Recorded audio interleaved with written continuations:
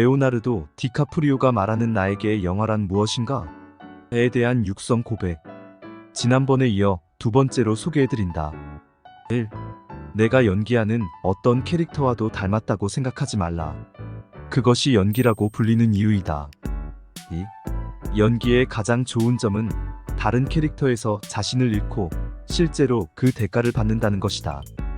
위대한 연기 발산 수단이다. 나 자신은 내가 누구인지 잘 모르겠다. 매일 바뀌는 것 같다.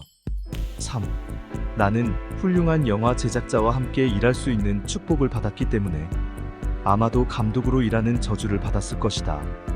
나는 내가 본 것과 비교할 수 없을 것이라고 생각한다. 영화를 만들 때 작용하는 것들이 너무 많다. 나는 그들이 어떻게 그것을 하는지 정말로 모른다.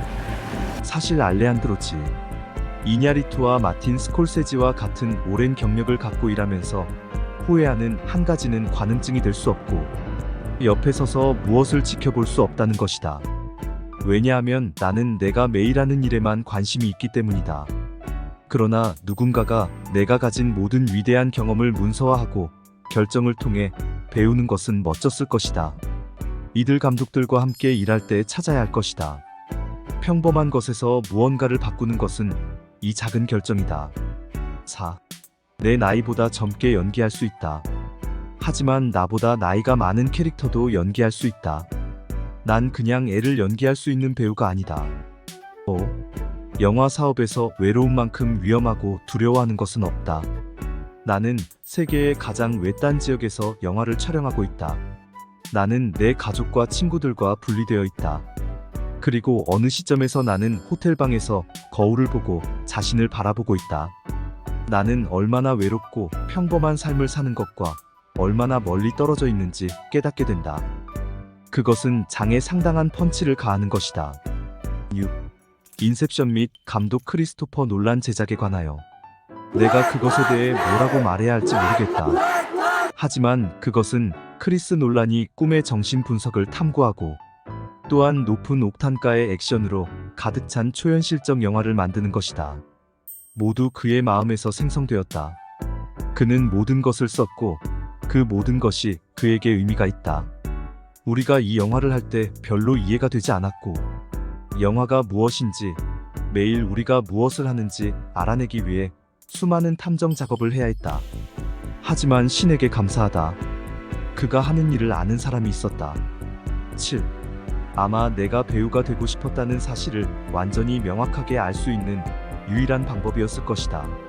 하지만 초기에 많은 거절이 있었기 때문에 여기에 뭔가 있는 것 같은 느낌이 들지 않았다. 나 자신에게 무언가를 증명할 필요가 있는 요소가 항상 있었다. 그것은 내가 제거하고 싶지 않은 것이다. 나는 결코 안주하지 않고 결코 만족하지 않는다. 8. 장고 분노의 추적자에서 농장주를 연기하는 것에 관하여 내가 동정할 수 있는 이 남자에 대해서는 전혀 아무것도 없다. 나는 그를 싫어했다. 그것은 내가 평생 읽은 가장 자기애, 방종, 인종차별, 끔찍한 인물 중 한 명이었다. 정말 분명한 말이지만 사람들이 내가 누구인지에 대해 너무 많이 알수록 그것은 근본적인 것이다. 예술가에게서 수수께끼를 더 많이 빼앗아 갈수록 사람들이 특정 역할을 맡은 사람을 믿기가 더 어려워지게 된다. 10. 제이 개츠비에 관하여 전대적 무에서 온 남자, 오로지 자신의 상상력으로 자신을 창조한 사람의 생각. 개츠비의 상징적 캐릭터 중 하나는 그가 너무 많은 방식으로 해석될 수 있기 때문이다.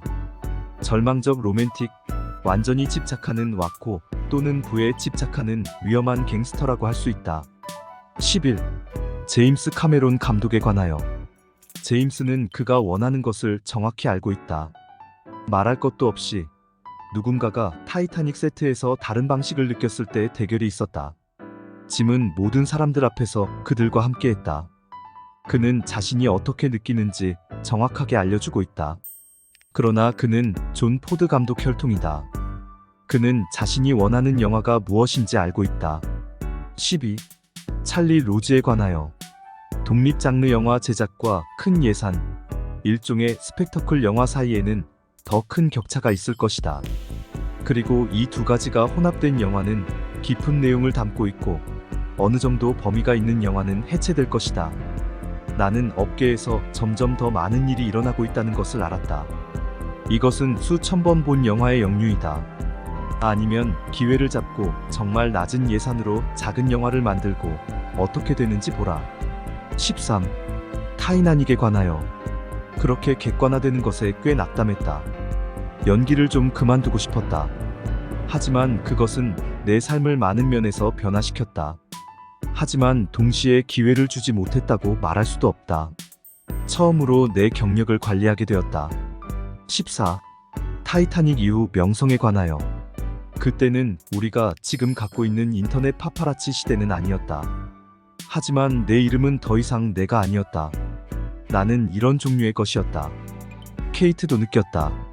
하지만 계속해서 영화를 보러 가는 10대 소녀들 때문에 많은 관심을 받았다. 나는 금발머리였고 나는 이 영웅적인 인물잭 도슨이었다. 15. 할리우드에서 성장한 어린아이였을 때 나는 조금 미쳤어라고 불렸다. 그리고 지금 나는 여전히 그렇게 생각하고 있다. 16. 할리우드와 프로듀싱 영향에 관하여. 나는 다시는 연기하지 않을 것이다. 아니, 나는 10년 전부터 제작회사가 있었다. 내가 좋아하는 것을 찾지 못했기 때문에 나만의 소재를 개발할 수 있기를 원했다.